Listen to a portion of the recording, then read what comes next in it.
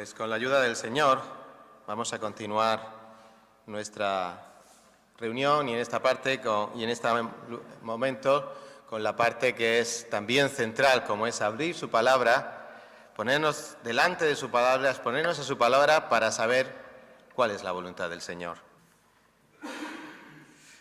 Desde luego, Paco lo estaba apuntando esta mañana, estamos en un mundo donde las circunstancias cambian constantemente y a menudo de una manera imprevisible.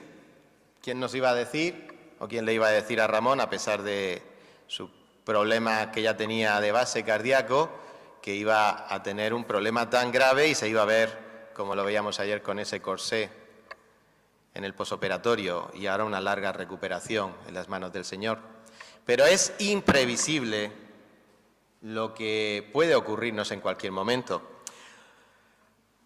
Lo lógico, humanamente hablando, es que siendo conscientes de que estas cosas pasan y nos pueden pasar, pues lo lógico, humanamente hablando, es que nos vayamos adaptando a las nuevas circunstancias.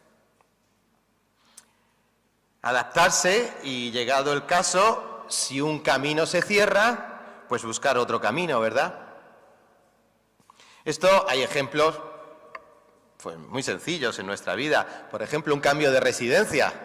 En un cambio de residencia, en una nueva ciudad, simplemente un nuevo piso en la misma ciudad, o un cambio de ciudad, o un cambio de territorio, o un cambio incluso de país, y nos tenemos que adaptar. También puede ser un cambio más sencillo, como es de colegio. Para nosotros ya nos los hemos olvidado, pero a Anael el año pasado le costó el cambio, pero se adaptó. También puede ser otro tipo de cambio, pues una calle cortada. ¿Y qué tienes que hacer? Pues desviar tu coche y buscar otro camino que te lleve hacia donde tú querías ir. Adaptarnos. Es, en definitiva, el refrán o el adagio ese que dice adaptarse o morir.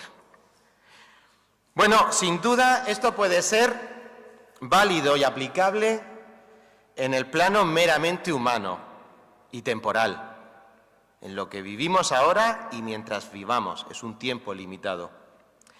Pero esta filosofía de adaptarse o morir, que humanamente hablando la podemos aceptar y es necesario que nos adaptemos a las circunstancias, ¿resulta aplicable también para la Iglesia? ¿Resulta esta filosofía humana, ya digo, que necesitamos aplicar tantas veces en nuestra vida cotidiana ante los cambios, ¿resulta también aplicable en la Iglesia? O dicho de otra manera, ¿qué decir ante una situación donde la Biblia no es clara o determinante, o directamente no dice nada al respecto? ¿Cómo lo hacemos? ¿Qué ocurre cuando se debe de tomar una decisión sobre un asunto, cuando hay argumentos a favor entre las diversas opciones que podamos elegir? Y se me ocurre pues este asunto que hemos planteado esta semana, abrir o cerrar. Hay para todos pues suficiente argumento para decir pues cualquier camino que tomemos es razonable. Pero no quiero hablar de eso. Me gustaría plantearos esta mañana qué hacer cuando una carretera se bifurca.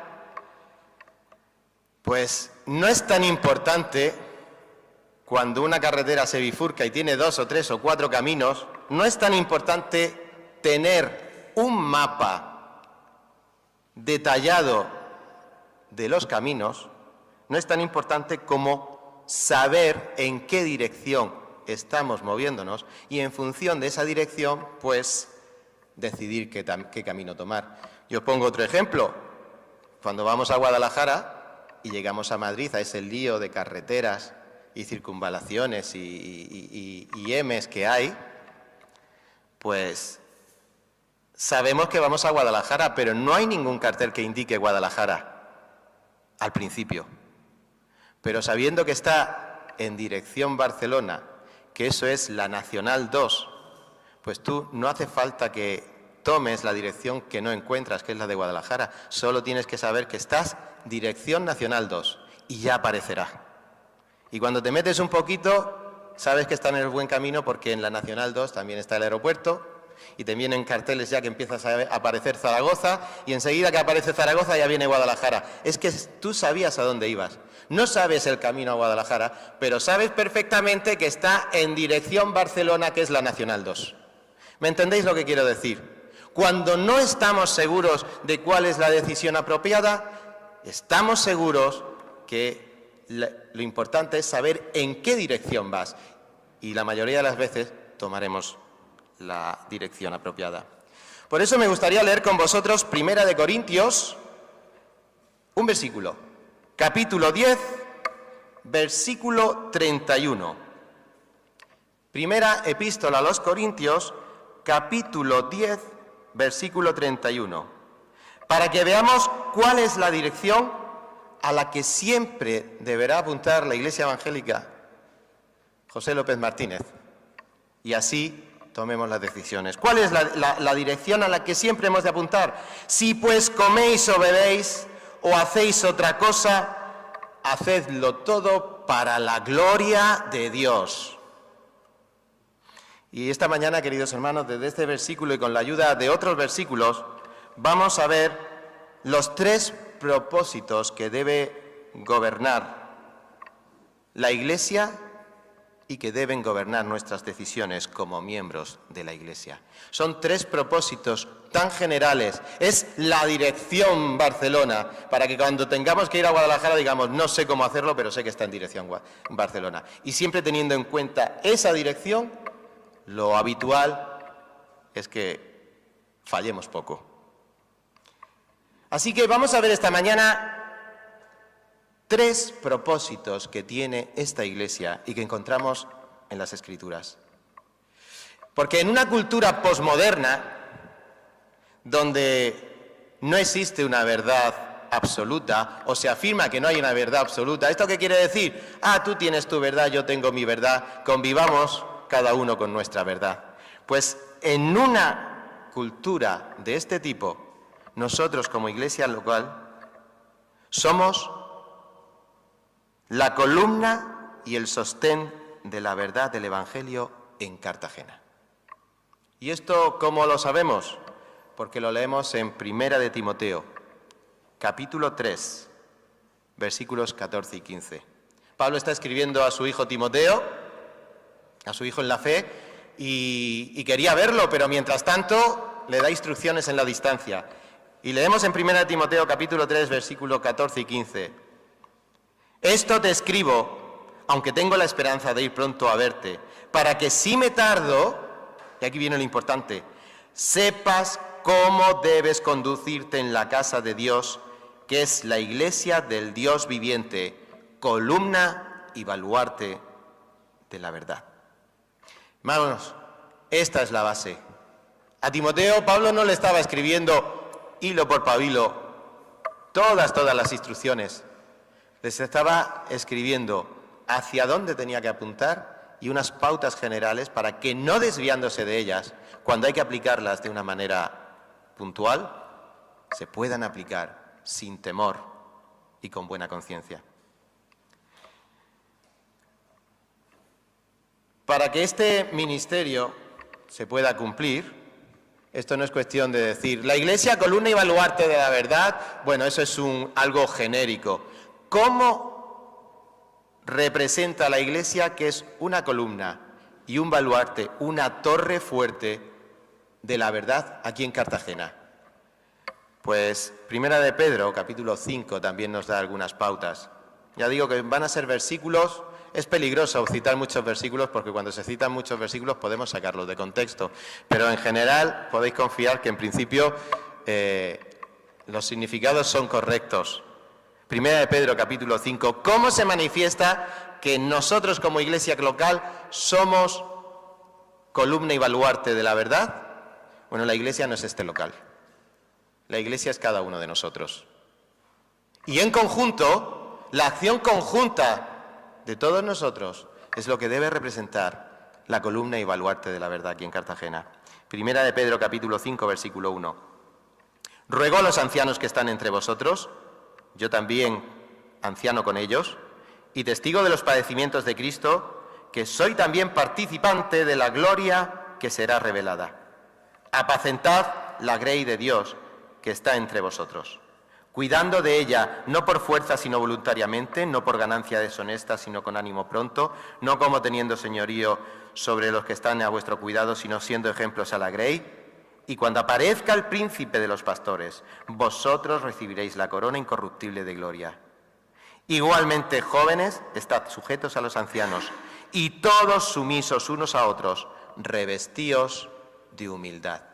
Es un texto que por sí ya daría para un sermón, pero aquí únicamente quiero que nos quedemos con ese reflejo que hace el apóstol Pedro.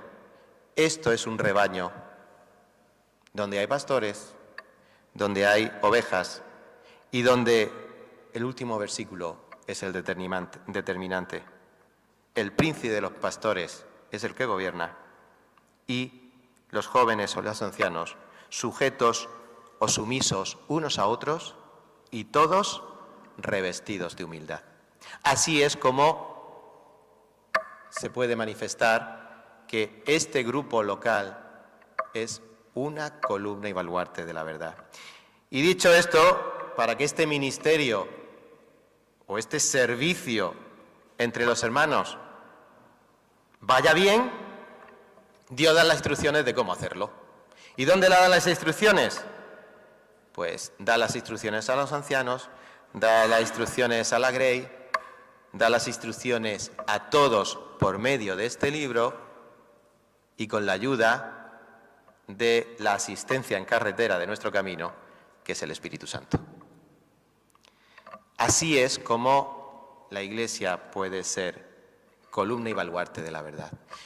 Dicho esto, y entendiendo que la Iglesia somos nosotros, como hemos leído, ¿cómo se traduce el propósito de la Iglesia? ¿Cuál es el propósito nuestro para ser columna y baluarte de la verdad, aparte de llevarnos en humildad, revestirnos de humildad los unos con los otros? ¿Cómo es esta Iglesia que va a ser columna y baluarte de la verdad?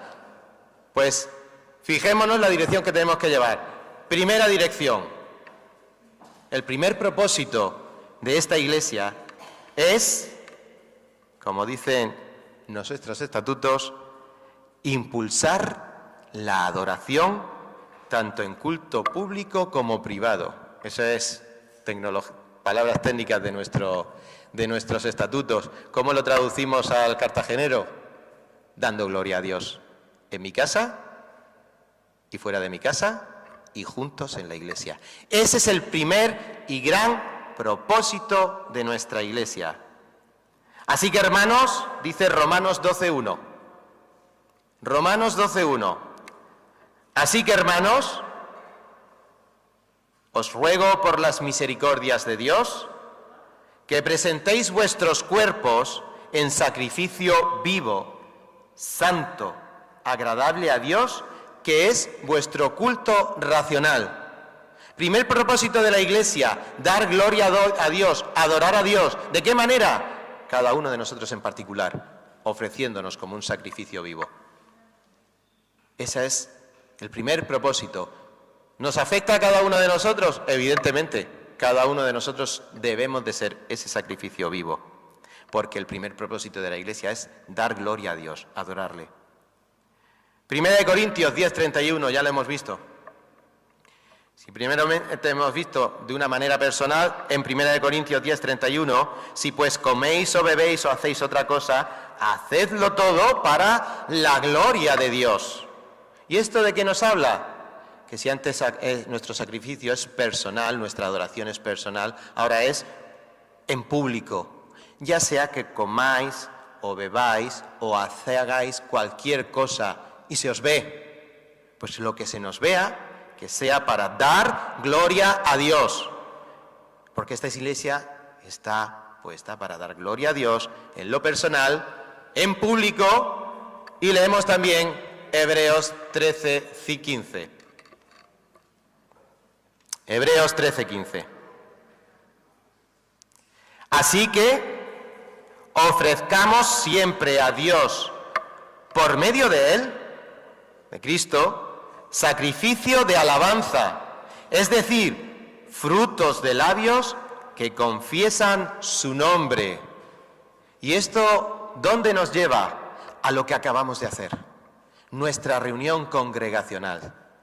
Ofrezcamos a Dios sacrificios de alabanza, que es justo lo que acabamos de hacer. Es necesario que juntos, cuando nos reunamos, nuestros labios, lo que brote de nuestros labios, sea la alabanza a Dios, la gloria a su nombre. ¿Por qué? Porque es el primer propósito de la Iglesia, dar gloria a Dios. Y hemos visto en lo privado, de una manera pública y de una manera tan maravillosa como esta mañana reunidos en su nombre. Y así es que no podemos tomar muchas decisiones a veces, pero sabemos que se tienen que basar en que nuestras decisiones tienen que dar siempre gloria a Dios. Segundo propósito. El segundo propósito. En segundo lugar, el propósito de la Iglesia es edificar en la fe a los miembros de la Iglesia por medio de la instrucción bíblica y de la comunión fraternal. Edificarnos por medio de la instrucción, por medio de la palabra de Dios y por medio de la comunión. Y esto, pues lógicamente, entra en choque abierto con aquellos que piensan que se pueden edificar en privado. Dios no ha diseñado eso. Circunstancialmente, claro que se dan esas ocasiones, como en toda esta dichosa pandemia. Pero más allá de eso, lo habitual a lo largo de la historia de la Iglesia, ¿qué ha sido? Edificarnos los unos a los otros por medio de la palabra y por medio de la comunión. Vayamos a Efesios capítulo 4, versículos del 12 al 16. Ya os digo que son pasajes en los que no vamos a entrar, pero que nos sirven un poco de argumento para saber que cómo vamos a crecer nosotros, cada uno en particular los cristianos. Pues leemos Efesios 4 del 12 al 16. A fin de perfeccionar a los santos para la obra del ministerio, para la edificación del cuerpo de Cristo, hasta que todos lleguemos a la unidad de la fe y del conocimiento del Hijo de Dios, a un varón perfecto, a la medida de la estatura de la plenitud de Cristo. Paréntesis. ¿Dónde está el estándar, la medida? La estatura de Cristo. Madre mía, pues sí que tenemos que empinarnos. Pero ¿cómo se hace eso? Es un proceso que dura toda la vida del cristiano. A fin de perfeccionar a los santos en la obra del ministerio, en nuestro servicio, para edificación, hasta la medida del varón perfecto. Tenemos que ir perfeccionándonos. ¿Y dónde está esa perfección? En Cristo. No nos vale decir, yo ya no puedo cambiar. No. Hasta llegar a Cristo, ahí hay que seguir. Y continúa la palabra. Para que ya no seamos niños fluctuantes llevados por doquiera de viento de doctrina, por estratagema de hombres, que para engañar emplean con astucia artimañas del error, sino que siguiendo la verdad en amor, crezcamos en todo aquel que es la cabeza. Esto es Cristo, otra vez Cristo el estándar, de quien todo el cuerpo bien concertado y unido entre sí por todas las coyunturas que se ayudan mutuamente, según la actividad propia de cada miembro, recibe su crecimiento para ir edificándose en amor. Otro texto que podría llevarnos 1 o 2 sermones. Pero, ¿qué nos resume este texto?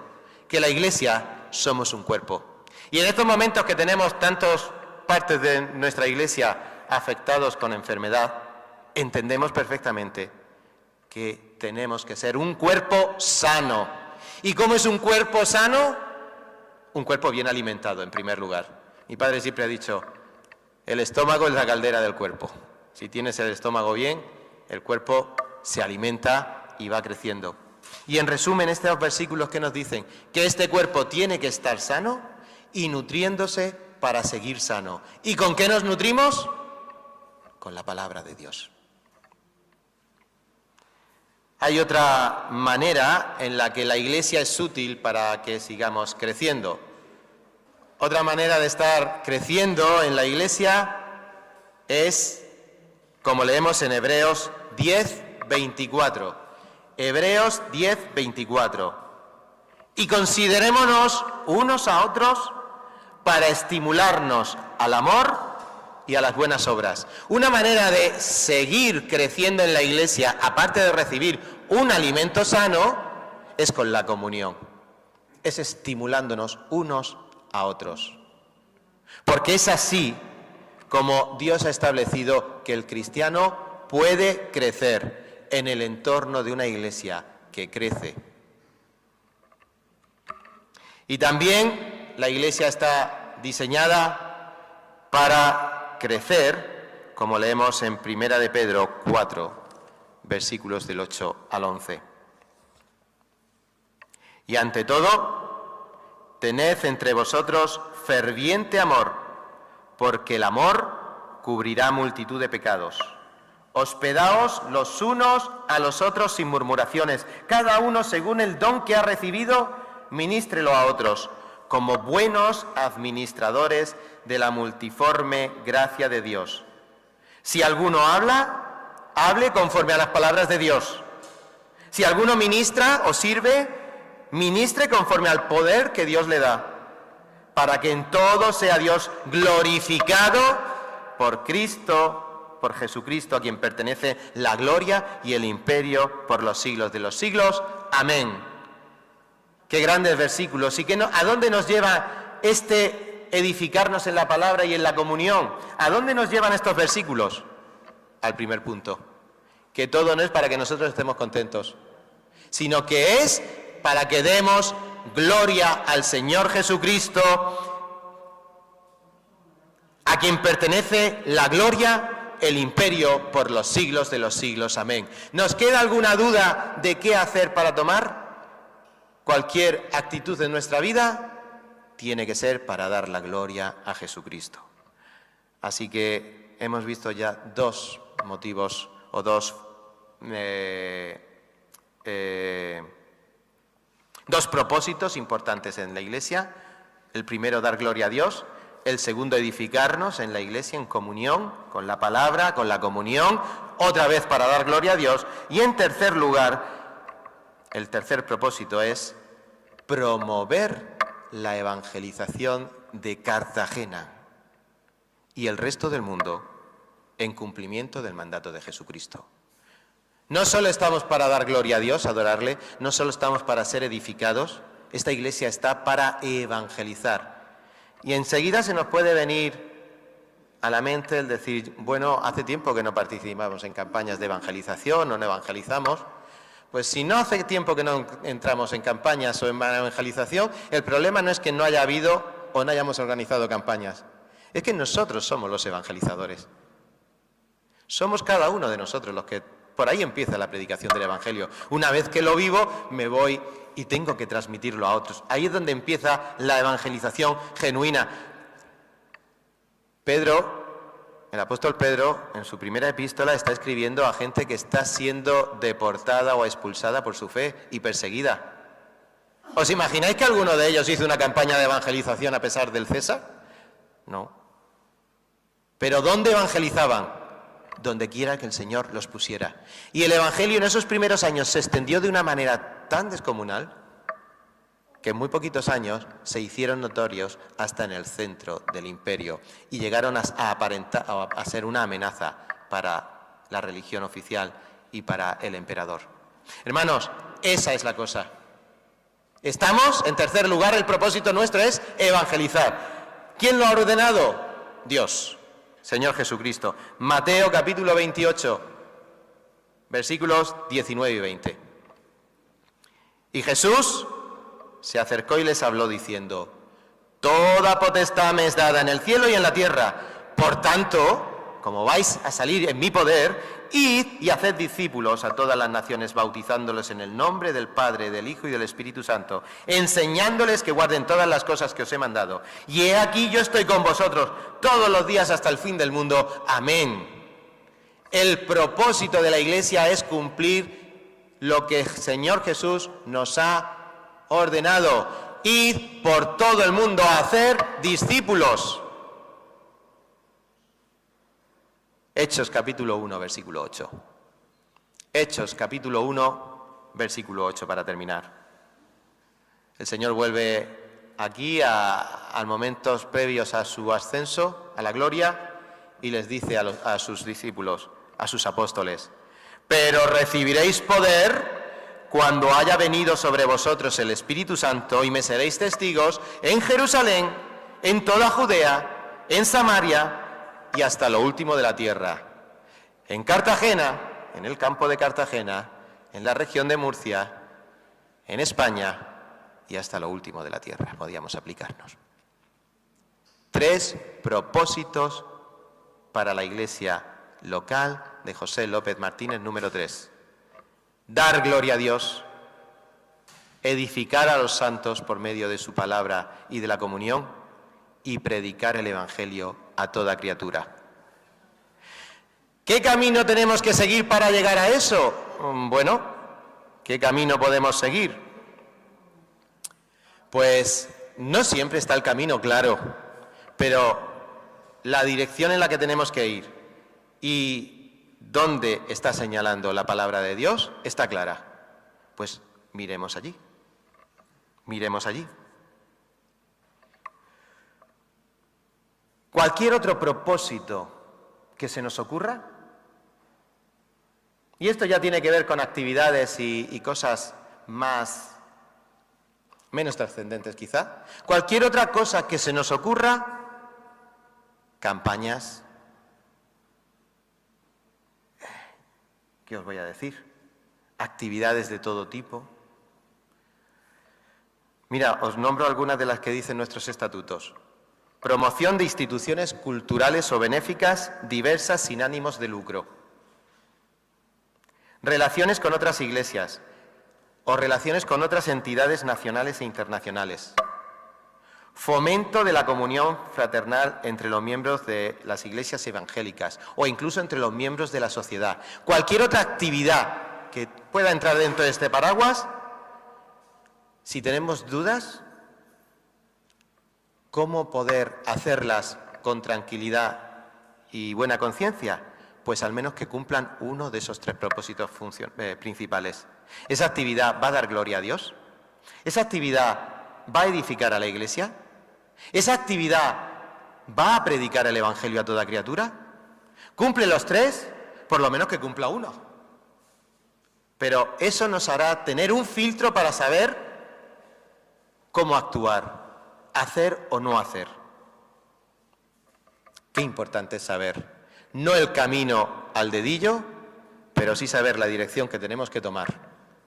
Porque con esa dirección podrá haber múltiples alternativas, pero siempre iremos en la buena dirección. En Alicia en el País de las Maravillas, en la película de 1951 de Walt Disney, hay unas cuantas frases memorables. Y una de ellas vemos a Alicia que llega a una bifurcación de caminos. Hay un montón de señales. Y hay un gatito muy feo, ahí con rayas, bueno, en aquella época sería hasta mimoso, pero hay un gatito que está ahí subido y Alicia le pregunta: solo quiero saber qué camino tomar. Y el gato le responde: pues depende de a dónde quieras ir tú.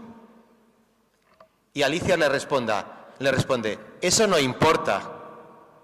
Y el gato le responde: entonces realmente no importa el camino que escojas. Si no sabes a dónde vas, no importa el camino que escojas, te vale cualquiera. Pero si sabes a dónde vas, cualquier camino no vale. Y nosotros no sabemos el camino que tenemos aquí alrededor, pero sí sabemos dónde apunta la Iglesia: a la gloria de Dios, a la edificación de los hermanos y a la evangelización del mundo. En otra parte de la película ya Alicia finalmente encuentra la puerta de salida y no encuentra cómo abrirla. Y la puerta le dice: lee las instrucciones, directamente te dirigirán a la directa dirección donde quieres dirigirte. Vaya trabalenguas. Si lees las instrucciones, directamente te van a llevar a la dirección donde quieres ir. Leamos las instrucciones, si lo tenemos todo. Sabemos dónde apuntamos y sabemos las instrucciones, pues hay que leerse las instrucciones. Por grueso que sea el tocho de instrucciones de la lavadora o del electrodoméstico que hayamos comprado. Aquí tenemos también un buen tocho, muchas páginas, muchos versículos, mucha sabiduría de Dios. Y tenemos que seguir estas instrucciones. Por eso, una iglesia que quiera ser realmente bíblica debe tener claro que las instrucciones de su camino están claramente marcadas en la Biblia, aunque no dispongamos de un mapa detallado para cada una de las situaciones de nuestra vida. Es por eso que le dijo a Josué el Señor en Josué capítulo 1, versículos 8 y 9, «Nunca se apartará de tu boca este libro de la ley, sino que de día y de noche meditarás en él, para que guardes y hagas conforme a todo lo que en él está escrito, porque entonces harás prosperar tu camino y todo te saldrá bien. Mira que te mando que te esfuerces y seas valiente. No temas ni desmayes, porque Jehová tu Dios estará contigo a donde quiera que vayas». Si estamos llenos de la palabra de Dios en todas las áreas de nuestra vida y tenemos claro cuál es el propósito de nuestra iglesia local, estaremos en mejor disposición a la hora de decidir qué dirección es la correcta cuando nos encontremos en una bifurcación del camino. Esto no quiere decir que no nos vamos a equivocar, no vamos a cometer fallos al tomar decisiones erróneas. No somos infalibles ni podemos complacer a todo el mundo. Pero si lo tenemos como norma, si tenemos la palabra y estos propósitos de la Iglesia como norma en nuestra manera de vivir, evitaremos la gran mayoría de los desatinos. Y lo más importante, daremos gloria a Dios en todo lo que hagamos. Si pues coméis o bebéis o hacéis cualquier otra cosa, hacedlo todo para la gloria de Dios. Así que solo a Él sea la gloria, ahora y siempre. Amén.